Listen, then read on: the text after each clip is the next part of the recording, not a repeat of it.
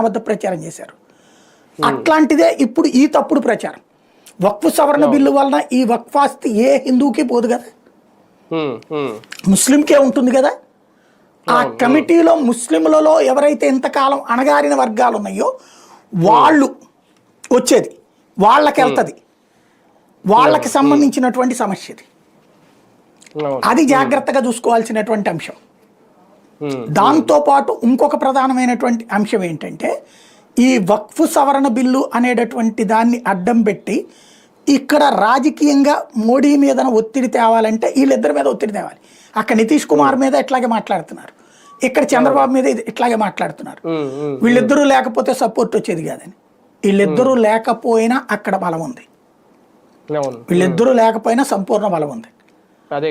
సభలో అటెండ్ అయినటువంటి వాళ్ళల్లో మెజార్టీనే కదా. వీళ్ళిద్దరికి కలిపితే ఎంత ఉన్నాయి? వీళ్ళకో 13, వాళ్ళకు ఒక 15 ఉన్నాయి, 28. అక్కడ ఎక్స్ట్రా ఎన్ని వచ్చినాయి? లోక్సభలో వచ్చేటప్పటికి దాదాపుగా 50-60 ఎక్స్ట్రా వచ్చినాయి ఓట్లు. రాజ్యసభలో ఎక్స్ట్రానే వచ్చినాయి. అసలు రాజ్యసభలో అయితే తెలుగుదేశానికి ఎన్ని ఉన్నాయని 2 కదా ఆ లెక్కనైతే. మరి అక్కడ ఎక్స్ట్రా ఎన్ని వచ్చినాయి? వీళ్ళకి గట్టిగానే వచ్చినాయి కదా.